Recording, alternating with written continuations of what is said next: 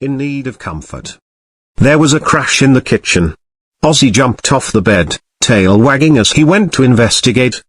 Tom sighed and covered his eyes with his hand for a moment. He picked up his phone from his bedside table. 2 in the morning, it said. Maddie was still sound asleep beside him, face half buried in a pillow. More shuffling. The sheriff rolled his eyes and threw his share of blankets to the side. He didn't bother with slippers, and soon regretted it as the cold hardwood floor chilled him. I swear I'm gonna nail the dog door shut. He hissed under his breath as he jogged down the stairs in the darkness. Stupid raccoons. He really should have noticed the light on in the kitchen, or the fact that Ozzy wasn't barking, but didn't register it until he was standing in the doorway. Tom narrowed his cerulean eyes in the bright fluorescent light and saw Ozzy licking up something from the kitchen floor. The blue hedgehog was standing on a dining room chair, pouring some leftover Olive Garden soup into a pot. There was a thin trail of it on the counter, and a small drip from where Sonic must have tipped over the bowl. Stupid. Sonic can't do anything. No wonder. Will you shut up? No one asked you. Yeah, and this is why. Shut up. Sonic. The hedgehog whipped around, bamboo soup spoon still in his hand. His quills puffed up ever so slightly in surprise, and his wide, usually bright, eyes were dark with fear and guilt. Blue ears flicked back and down. I'm sorry. I didn't mean to wake you. Tom ran a hand through his dark hair, puttering over to the kid. You didn't. I couldn't sleep. Sonic put the ladle on the stovetop, using both hands to quickly brush his quills back down. Pink colored his muzzle. What are you doing, bud? The sheriff asked. Sonic cocked his eyebrow, glancing between the soup and Tom. A small smirk played on his lips. Heating up some leftovers. I thought that was obvious. Tom rolled his eyes and gave a small chuckle. He leaned against the counter, crossing his arms over his chest. Sonic stirred the soup. Maddie said that soup is a good comfort food, he said under his breath. Keeping his features carefully schooled, Tom asked, Are you in need of comfort? Sonic's lips parted for a moment. His left ear twitched, and his arms came up and crossed like he was hugging himself. He inhaled, but his mouth snapped shut again, and he stared into the soup. You know what'll go good with this? Tom asked innocently. He snatched 2 tall glasses from the cabinet and pulled the milk from the fridge. Sonic looked at him skeptically, eyebrow cocked. Trust me, milk is an amazing comfort drink. The hedgehog hummed again, stirring the soup. As soon as it began to bubble, the sheriff took 2 bowls out of the cabinet and handed them to Sonic. Wanna get me a bowl too? The blue blur glanced at him hesitantly, but took the offered bowls. Sure. He ladled out their portions, and Tom took the bowls to the dining room table while Sonic jumped down from the chair he'd been standing on.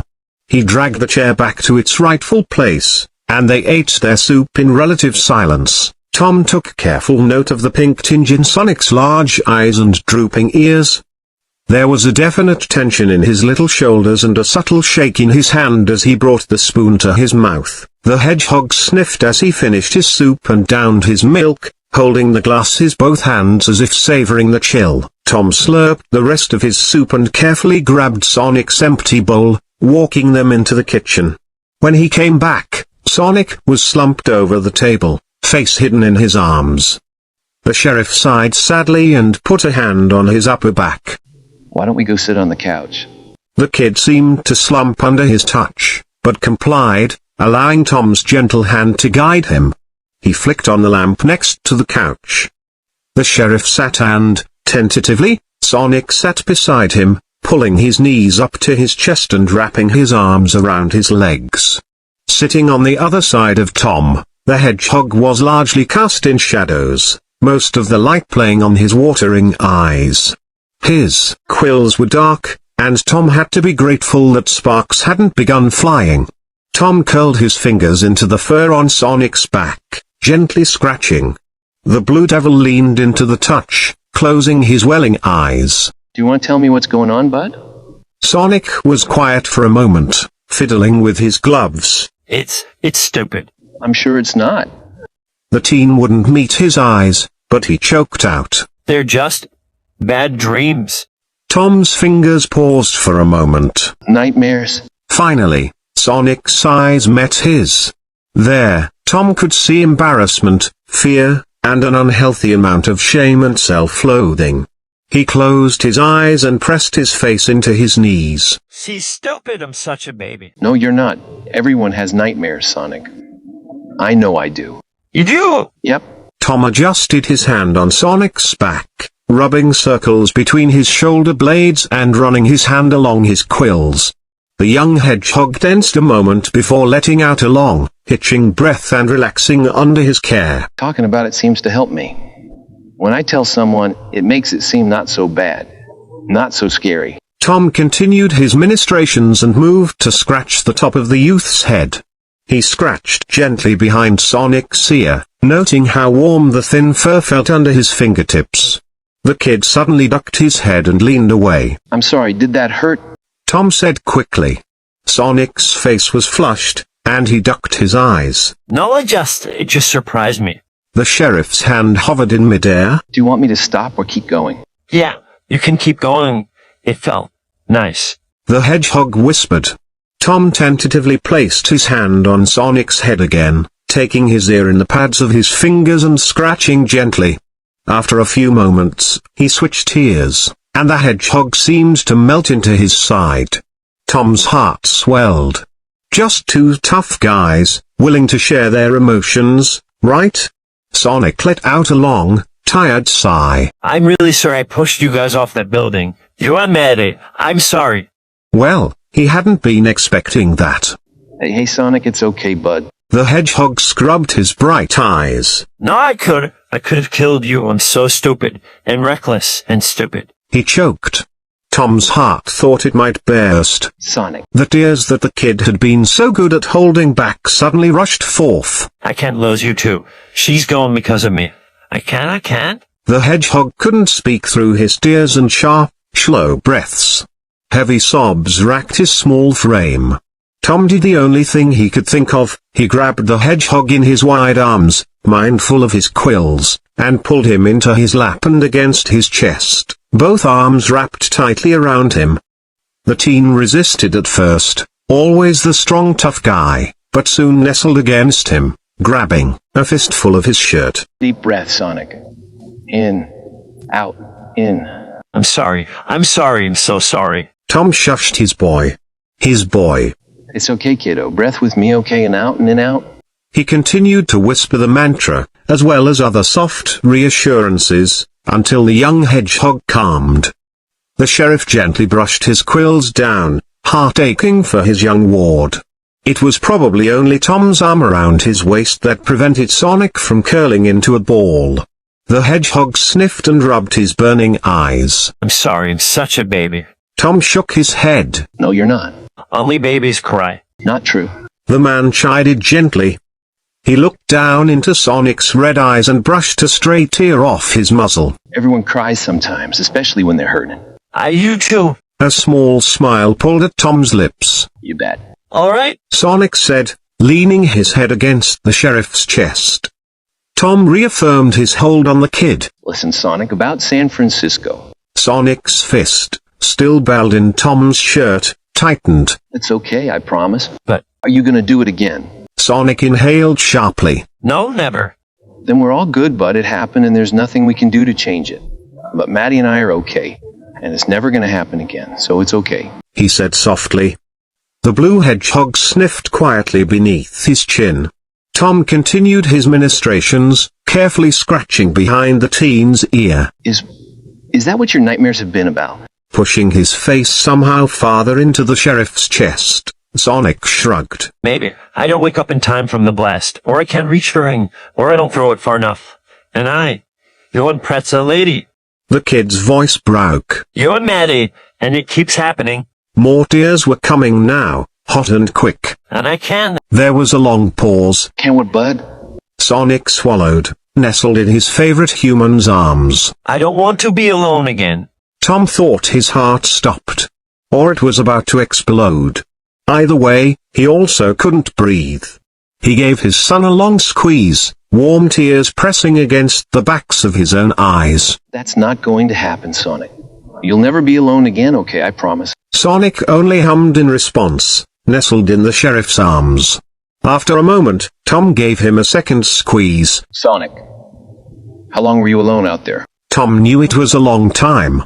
The way Sonic talked to himself when he thought no one was around, the amount of things he'd collected in his cave. The state of the kid's feet when he'd found him lurking in his garage. He didn't expect the small, pained whisper of 10 years. 10 years. This time, a single straight tear did fall from Tom's eyes and into Sonic's fur. The hedgehog looked up in surprise after feeling the warmth on his head. Tom. The sheriff used one hand to wipe his eyes, the other staying firmly around his boy. That's never gonna happen again. This is your home now. The blue blur looked him in the eyes for a long moment before letting his gaze fall into his lap. My head hurts. Chuckling lightly, Tom said. That's pretty normal after you've had a good cry. Sonic groaned. Why don't you go grab some water and hit the hay, okay? Rest is also good for a weary soul. He smiled. Tom hesitantly opened his arms for the hedgehog to escape, and the kid just as hesitantly climbed out of his warm grasp. They both walked into the kitchen, drank a full glass of water, and yawned. Sonic stayed close to Tom's side the whole time. Once the hedgehog deemed it time to leave, he trudged his way to the stairs, ready to pull down the rope for the attic. Where you going, bud? Sonic looked at him, eyebrows furrowed in confusion. Ned. The sheriff sighed and rolled his eyes dramatically, just for the sake of the laughter in his son's eyes. He sauntered over to the kid and carefully folded his hand into Sonic's. They climbed the stairs together, Tom purposefully ignoring the string that went to the attic stairs. Tom. He gingerly pushed open the door to his and Maddie's room, the light from the hallway spilling onto the bedspread and, unintentionally, into his wife's face. Tom, what are you? Sonic hissed, ears pinned back with worry. His gaze whipped from the light to Maddie, who was already stirring from the sudden change. The vet squinted into the light, lifting her head from the pillow. Tom. The hedgehog squirmed, horrified that they woke her. Shaking his head, the elder of the two led Sonic to his side of the bed, where Maddie could see him more clearly. Maddie and Tom shared a glance. That was it, just a glance. But it spoke volumes.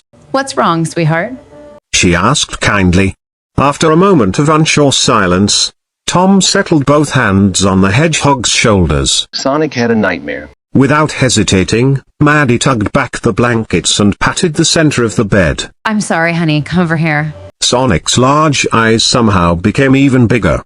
Surprise, hope, and love shining in his eyes. Really? The woman just gave him a welcoming smile and nodded.